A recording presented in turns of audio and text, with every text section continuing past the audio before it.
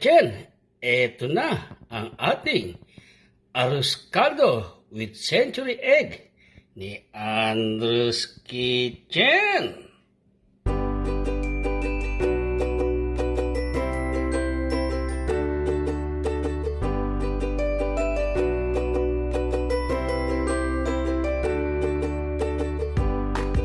Arroz caldo natin, ka-kitchen. Ito yung century tuna natin, ka-kitchen. Tunay namang napaka-lasa na ito, ka-kitchen. Try nyo. Para siyang itlog na pula. Pero gusto ko tinakay ko ng bubos. Tingnan natin itong ganyan, ka-kitchen. Masarap, ka-kitchen!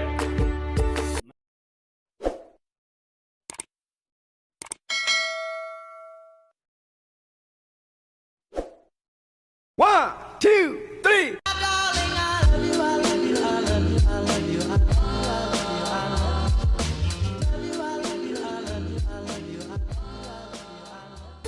Ka-kitchen, isang magandang araw na naman sa inyong lahat dyan. Welcome back to Andrew's Kitchen. Medyo matagal-tagal tayong hindi nagkita, ka-kitchen. Pero itong araw na ito, ka-kitchen, isang masarap na recipe ang ating lulutuin. Di tamang-tama sa tag-ulan dyan sa Philippines. At dito naman sa Canada, pumapasok na yung taglamig. Kaya ito naisip kong recipe. Tatawagin natin itong arroz caldo with century egg. Ang una natin gagawin, ka-kitchen, piprepare muna natin itong manok natin. Iuwain mo, pipira-pirasuin muna natin ito, ka-kitchen.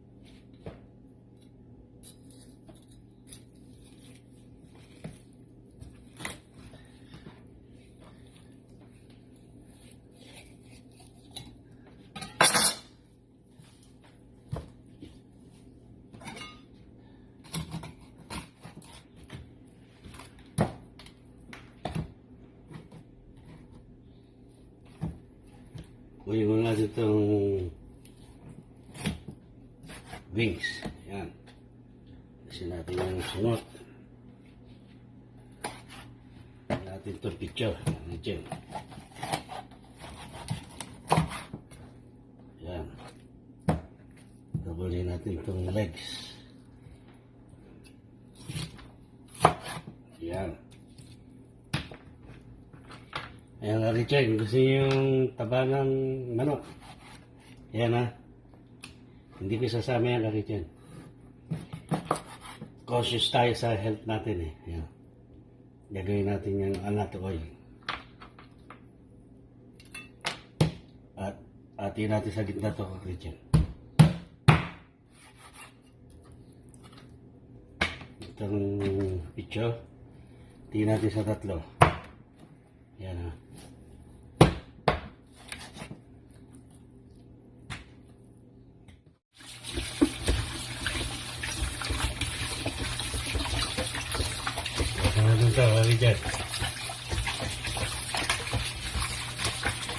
Malamig ang panahon ngayon, ka-kitchen eh. Kaya naisipan kong mag-arroz caldo. Pero kakaiba itong arroz caldo natin, ka-kitchen. Unique na naman itong gagawin natin, ka-kitchen. Ka-kitchen, magtutos tayo ng bawang. Kailangan natin ito sa arroz caldo with century egg natin. Kinatas natin itong balat ng manok, ka-kitchen. Kaya sure na masarap to, ka-kitchen. Itong oil na galing sa manok. Yan. At maglalagay tayo dyan ng anato powder, ka-kitchen. Ito na yung garlic anato oil natin. Kumuha lang ako ng pang-topping natin namin na toasted. Ito naman pang dekorasyon natin mamaya sa ibabaw. Ka-kitchen, ang ating mga kakakailanganin sa ating mga sangkap para sa ating masarap na arroz caldo with century egg. Isang buong manok, ka-kitchen. At 3 cups na malagkit, glutinous rice. At regular rice, 1 cup. Ibali 4 cups lahat yan, kakitchen. At meron tayong panggisa rito, fish sauce. At ito ating bida, century egg. Ito yung mabibili sa mga Asian store, kakitchen. Doon sa mga Chinese store, itong century egg. Ngayon, pwede rin yung palitan niya ng regular na egg natin, kakitchen, yung puti. Pero ito naisip kong recipe, ang arroz caldo with century egg. Ito ilalagay natin, kakitchen. Meron tayong tinusta na bawang, kakitchen, roast garlic, at pepper.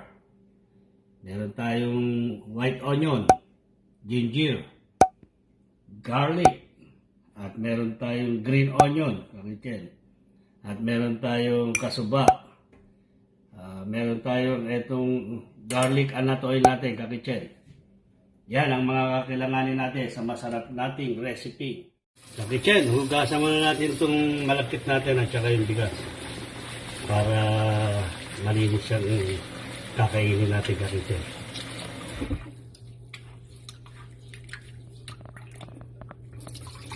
Ayaw ko kasi na hindi hugasan doon nalulutuin, kakitchen. Hugasan natin lang isa pa, kakitchen. Di bali 3 beses. Kasi naalikabukan to sa sa factory, kakitchen. Kaya kailangan hugasan natin bawat kakainin natin, kakitchen. Magigisa na tayo. Meron tayo nilagay na konting roasted bawang dyan, kakitchen. Yan, unahin natin itong garlic natin.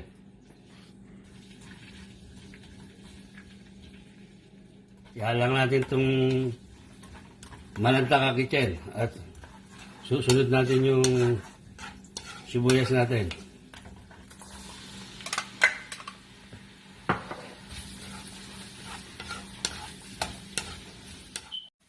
Kakitchen, susunod na natin itong ginger natin, yung luya. Ayan, o.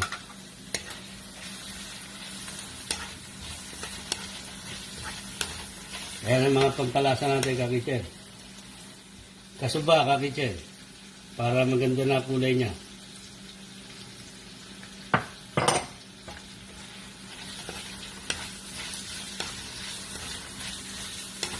At itong pepper natin, kakitchen. Ayan ang mga pampalasa natin, kakitchen. At ito na yung manok natin, kakitchen. Yan. Hindi lang natin, maglalagay tayo ng Knorr cubes dyan, kakitchen.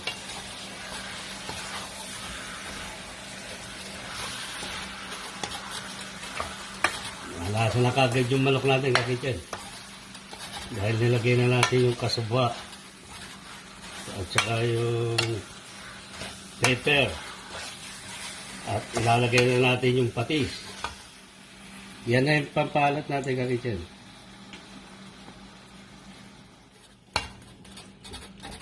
Lagyan natin itong bigas natin, kakitchen. Itong malagkit natin.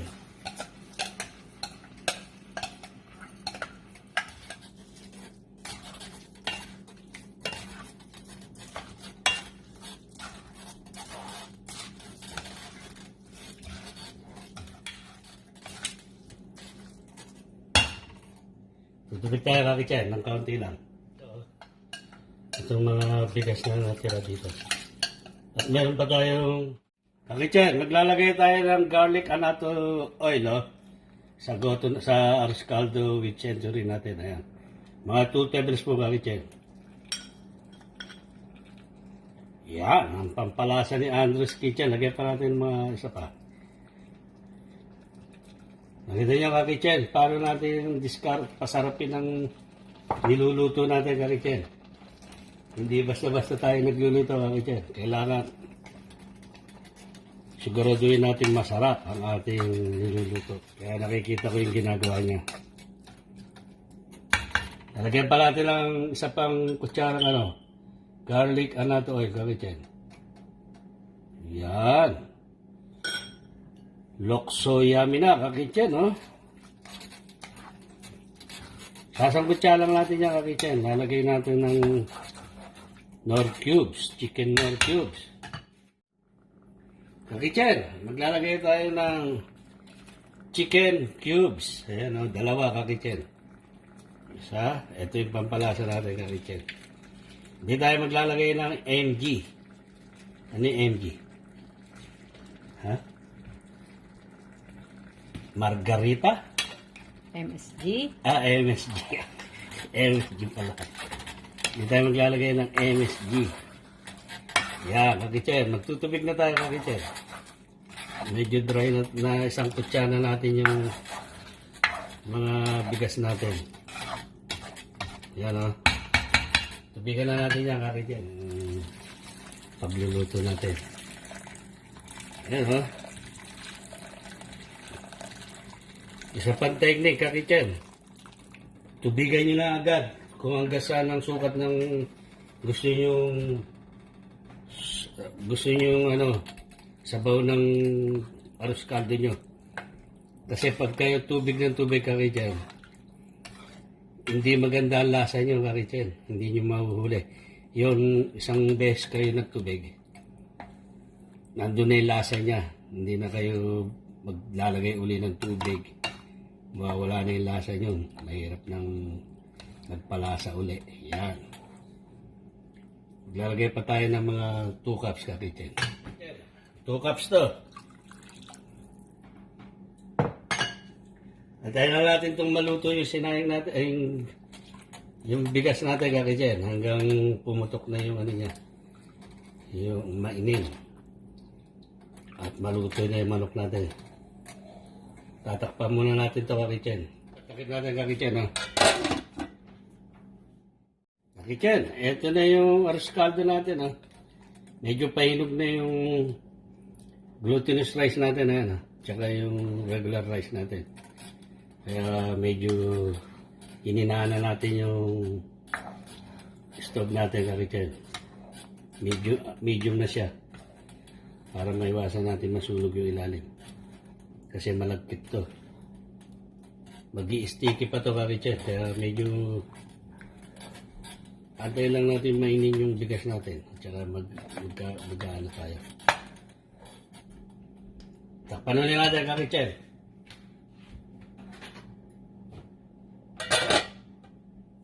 Kakitchen, balatan natin itong century egg natin. Oh. Ito yun, kakitchen. Oh. Naka-repack na ganyan. Luto na to, kakitchen. Pero paiinitan pa natin to para maganda yung buo ng pula niya sa loob. Masarap to, kakitchen. Lalagyan natin itong century natin, kakitchen. Ito na yung century natin, binalatan natin. At mamaya, pangukuluan lang natin to, kakitchen.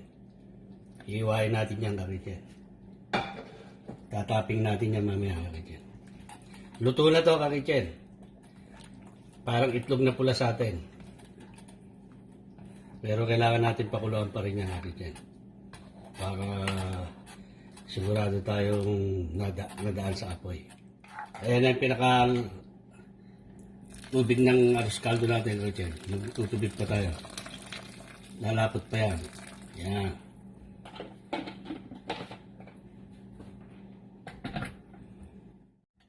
Magtitimpla tayo ng patis. Tinikman ko, kakitchen. Kulang sa alat. Tama-tama yung lasa niya. Ang sarap, kakitchen. Yan. Mga 1.5 tablespoon. Yan. Ang sarap na yan, kakitchen.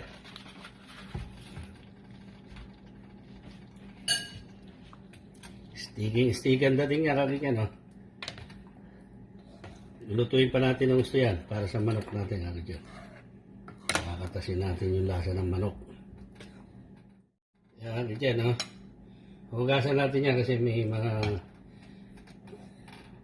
may rice siya na nakadikit, kakitchen. Sarap na to, kakitchen. Promise. Para kayong kumain sa ungpin na ito, kakitchen. Kakitchen, kukuha lang tayo ng pang presentation natin. Ayan.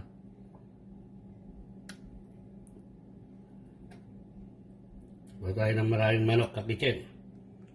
Yan ang magiging serving bowl natin. Chen, eto na ang ating arroz caldo with century egg ni Andrew's Kitchen.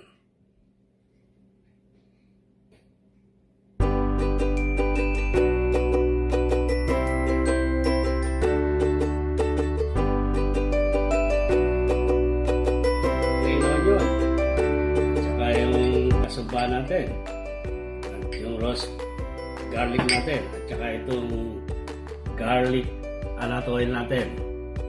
Sinamahan pa natin ng chili sauce, Kakichen. Wow, talagang napaka-perfect na itong arroz caldo natin, Kakichen. Ito yung century tuna natin, Kakichen.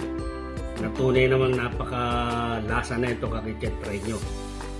Kainin natin itong ganyan, Kakichen. Ang sarap, Kakichen.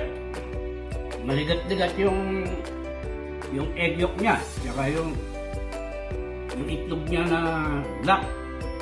Sarap sa bibig, Kakichen. Tamang-tama ito sa tag-init, taglamig, Kakichen. Kakichen, eto na ang ating arroz caldo with century egg ni Andrew's Kitchen.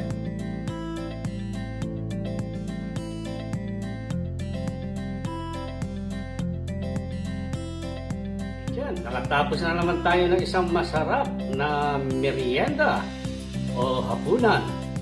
Tamang-tama sa malamig na panahon sa tag-ulan dyan sa Pilipinas at lalo na rito sa Canada na napakalamig.